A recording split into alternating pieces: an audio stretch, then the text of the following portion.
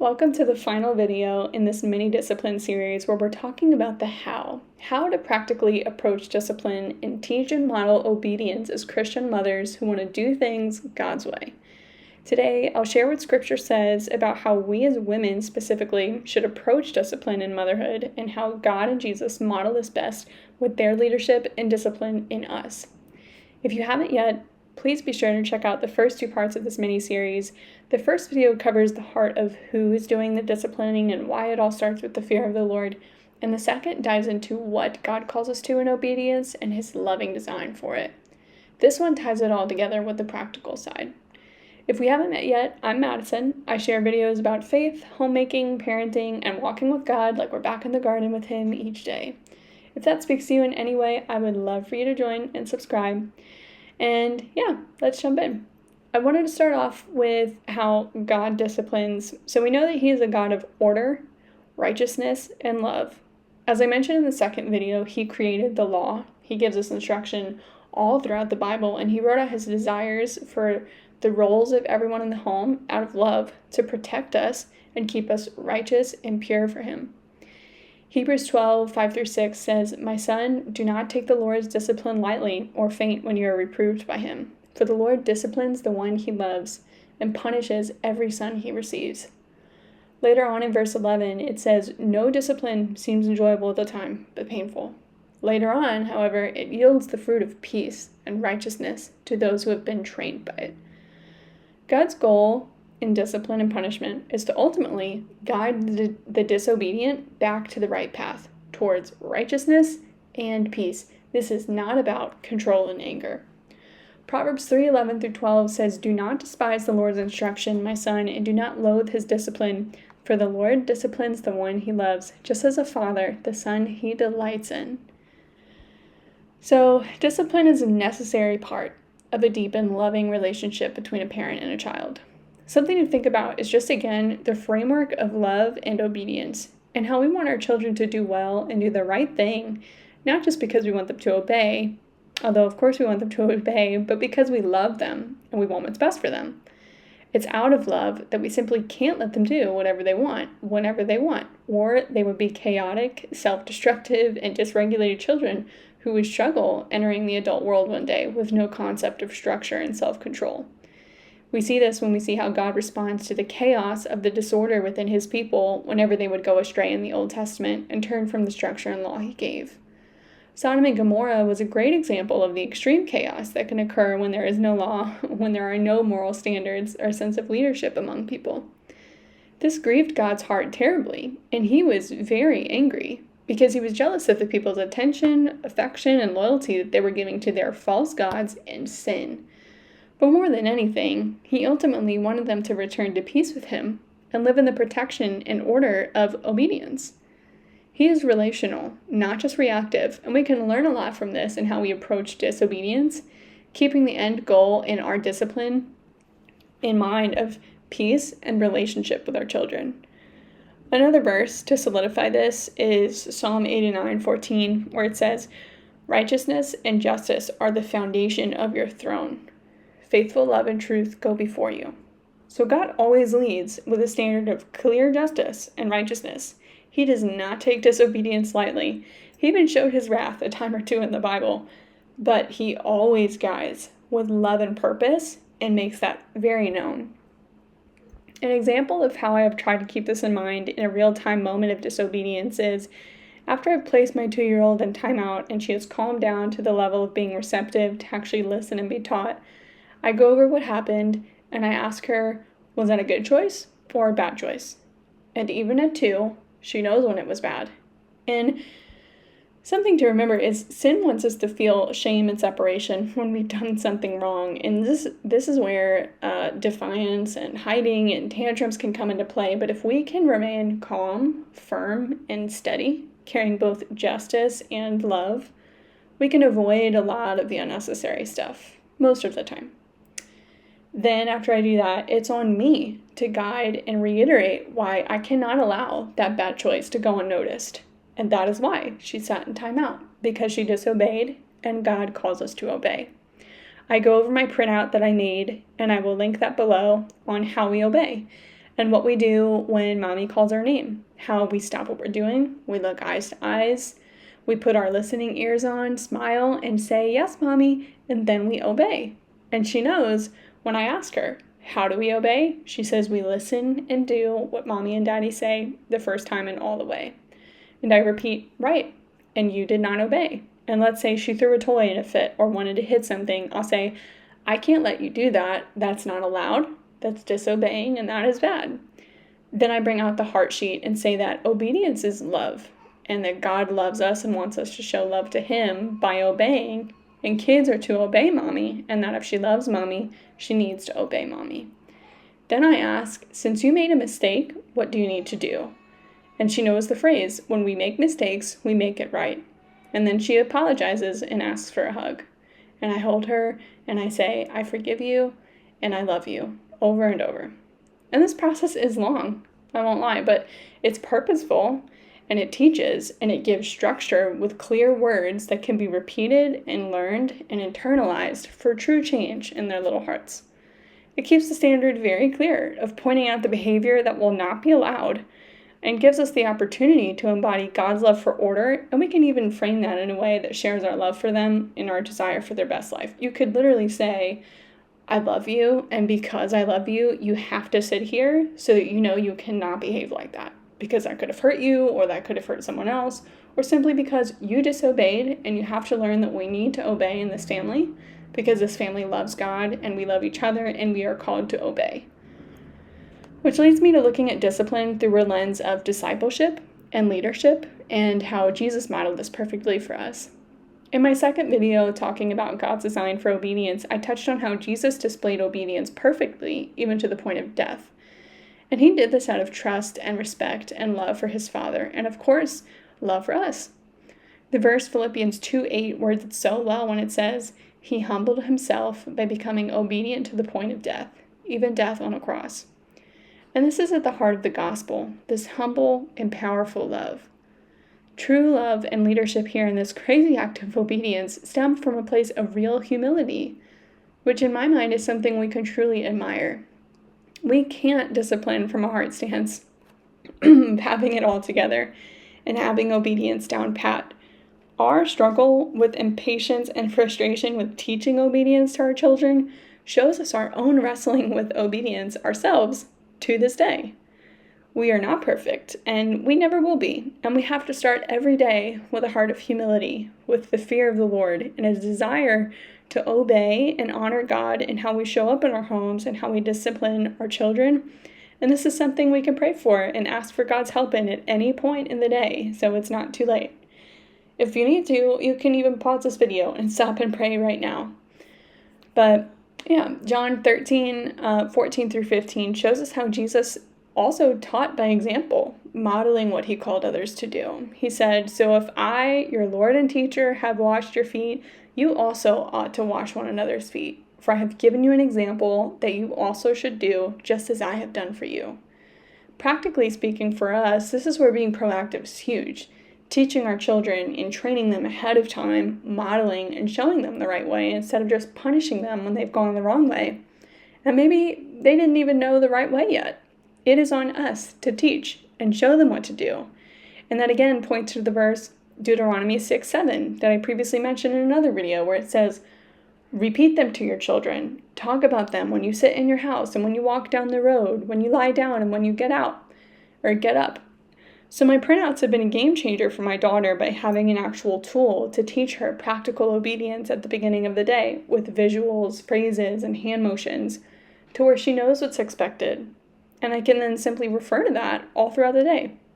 Also, when there are situations that need it, if she made a wrong choice, and I think she maybe just really didn't know yet how to actually handle that situation, after we've gone through the whole process of her acknowledging and apologizing for the bad choice, I use it as a chance to teach and show her what she could have done and what to do next time, and ask her to practice that so she can be prepared if and when there's a similar instance.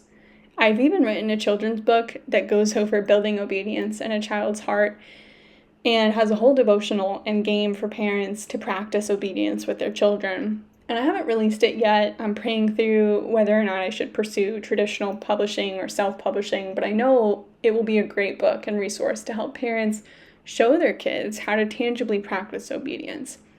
A preview of it, and something I do with my kids now, is I start off and show them how to do it, and I will tell them to go to another specific room, and that when I call their name, they have to run back to me and say, "Yes, Mommy." It's very simple, and we practice this over and over and over and view it as a game. And it's fun, and it's simply about them learning how to respond after seeing it modeled. And, they need time to practice and learn it before they can succeed at it in real time. And we have to set them up the best we can with the best chance of success. Next, I want us to see something that Jesus did that I think most of us find to be a bit of a challenge when it comes to parenting and disciplining. I know I do, and that is disciplining and teaching with patience.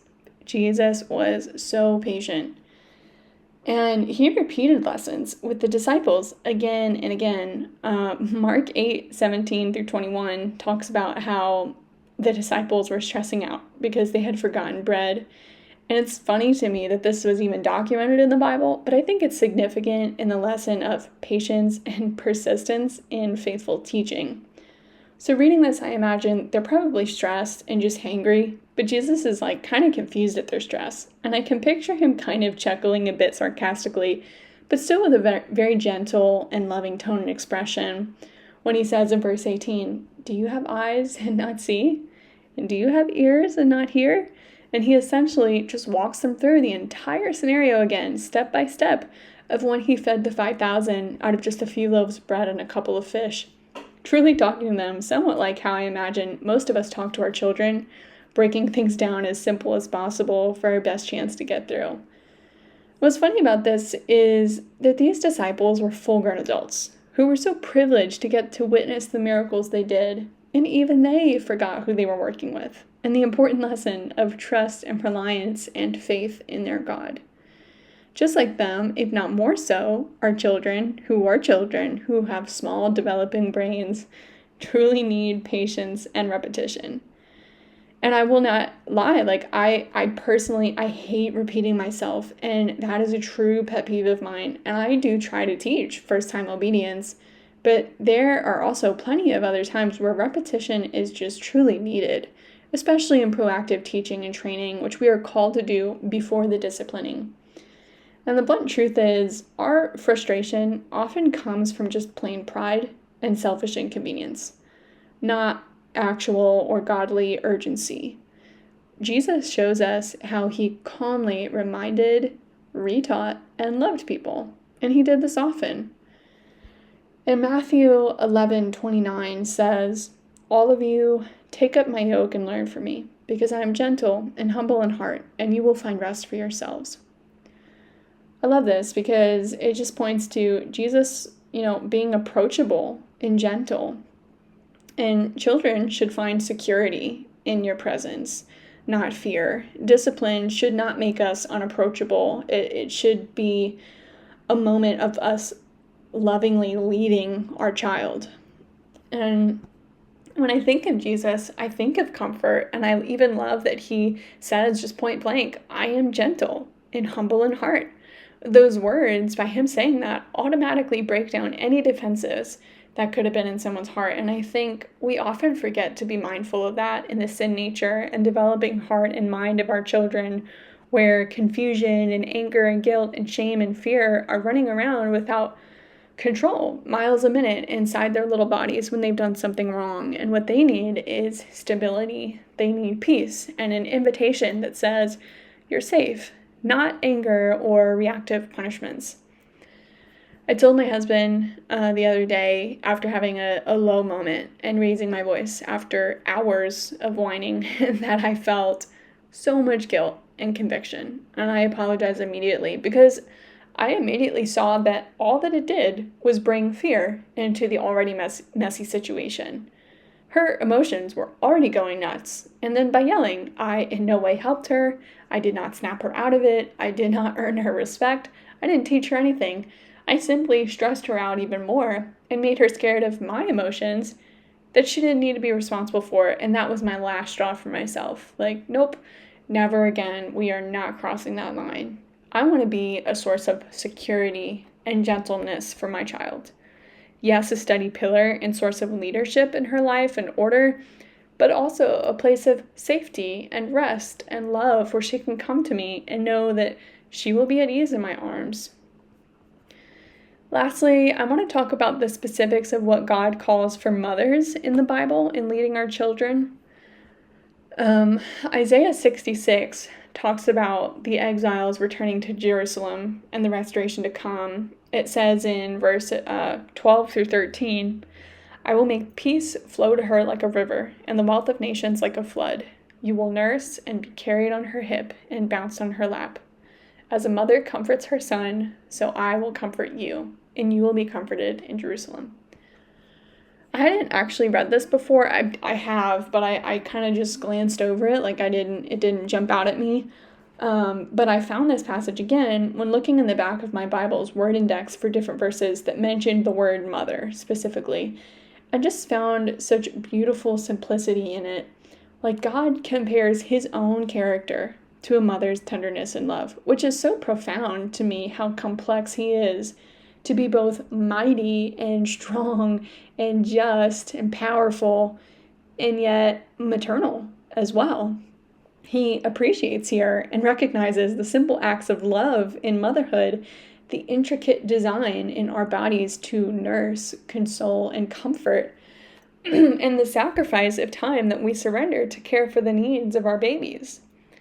And while as they get older, the demands change and we may not nurse them or bounce them on our laps, we can't forget the simple call to love and to comfort our children. No one ages out of the need for love and comfort from their moms. And I would love for my children to grow up knowing they can always count on mom to go to when they need help, encouragement, or just comfort. It's comforting for me as a woman to know that I can go to God with anything and vent to him, bring all my emotions and burdens and questions, dreams, desires, whatever, and he's ready always. He's listening with arms wide open to receive me, and he's just happy I'm talking with him because he loves me and he loves that I love him and he loves spending time together. And I want to be that for my kids, for them to know that they can come to me and bring their mess, no matter how big, and that I will receive them with love and do my best to make it better. Of course, I can't not include some snippet of Proverbs 31 in talking about what God calls of women, so let's look at Proverbs 31:26, which says, she opens her mouth with wisdom, and loving instruction is on her tongue. So she speaks with care, knowing her tone matters. I think we've heard many times that how we say things is equally as important as the what, right? Something I've been praying for is help in my deliverance of what I'm saying because it can be easy to slack there. There are a ton of verses that talk about the lack of self-control with our tongue and the foolishness that comes out of that kind of a person because of a loose mouth. And it's just very clear that God has a really high standard there and that we really need to be mindful of what we say and how we say it, if we say anything at all. And I like that it says loving instruction is on her tongue because that circles back to my second video again where I shared the synchrony of love and obedience and God's design for obedience because it's all ultimately out of love, for love, with love, and done because God loves us and we love him. And it's just a really beautiful perspective to never lose sight of. In regards to, when she opens her mouth with wisdom, like I mentioned in the first video, we know that wisdom stems from the fear of the Lord. So again, we have to start there, going to God, seeking his instruction and being obedient to his counsel first, so that we can have clear and wise instruction to share with our families. And then we go and share that and teach that out of love and with love. 1 Peter 3 talks about women at home and later on the principles of godly living. And they're referring to beauty, and they say, it should consist of what is inside the heart, with the imperishable quality of a gentle and quiet spirit, which is very valuable in God's eyes. So, our demeanor and discipline should reflect the Spirit. Even in correction, let peace and gentleness and humility to the Lord lead. Show the lifestyle of obedience that I mentioned in the second video. Live out the obedience in how you carry yourself and how you go about teaching it. and let your actions speak louder than your words. Lead by a quiet example. And don't be boastful and loud. Let love and God lead and show reverence to Him in your heart, and let that be an example that leads your children organically in a way that really shows them God in your life, in a way that will minister to them and that God will just love to watch. And later on, it mentions in verses 10 through 12, again, this is from 1 Peter 3, for the one who wants to love life and to see good days must keep his tongue from evil and his lips from speaking deceit, and he must turn away from evil and do what is good. He must seek peace and pursue it, because the eyes of the Lord are on the righteous, and his ears are open to their request. But the face of the Lord is against those who do what is evil. We need to be praying for self-control, peace, and righteousness every day as mothers. I think we can all agree that we all want long lives with our families that we love, days with our children that are just truly great. And this verse reminds us that we are the thermostats, and we set the tone and temperature in the room and in our lives. You know, if our days at home with our children are chaotic and polar opposite from peaceful, it's probably our fault. Our kids are exaggerated mirrors of us, reflecting what we do, what we say, and how we feel. And that can either work really great in our favor or work out to become a terrible cycle of frustration and overwhelm. But if we can set the tone with peace, set the tone with gratitude to the Lord, with awe and reverence of Him, seeking His wisdom, praying for righteousness and self-control, I can guarantee you your kids will naturally start to reflect the difference that will develop within you as well. And if this seems overwhelming or just out of reach, look at that verse again where it says, He must seek peace and pursue it, because the eyes of the Lord are on the righteous, and His ears are open to their request. So make your request to God and ask Him for help in this. Ask Him to help you lead your children. It says He will hear you. So take comfort in this. You're not alone. And asking for God's help is the best place to start. He loves a humble and moldable heart, hungry for instruction. I've started doing this alongside my children, and we ask together for God to help us obey and to give us self-control and patience and peace, and help us to remember that we can do all things through Christ who strengthens us. Model the act of praying for God's help where we need it, because this is not a weakness. It is a strength, for as we know, it is in Him that our strength lies, and the sooner our kids can learn that for themselves, the better off they will be. I do want to put out there too, while I'm not going to go over whether or not I think you should spank or time out or take things away or whatever, because here's the thing, I think that truly has to be between you, your husband, and God, and just praying for discernment for what your individual child needs. All I will say there is that whatever you decide and feel God leading you to, just be incredibly mindful in how you go about your punishment. Colossians 3:21 says, Fathers, do not exasperate your children so they don't become discouraged. So correction should never crush a child's spirit, but build them up. It's much harder to teach a heart that's been beaten down and hardened than a heart secure in love, ready to receive what we have to say. And this next one gets me personally just because of how simple it is in application and standard for myself. And it says in Psalms 4:4, be angry and do not sin. On your bed, reflect in your heart and be still.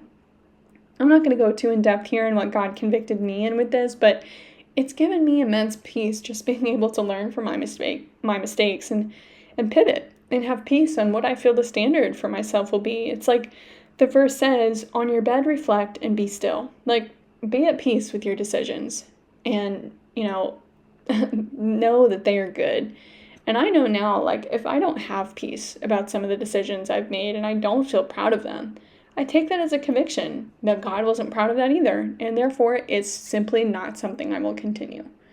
And I mention this just humbly because it's just so important to, again, refer back to your own relationship and dialogue with God as you pray for the discipleship of your children, because each child will learn differently, and what may work for some families may not work for yours. And what this psychologist or that pastor says ultimately cannot be your end-all be-all.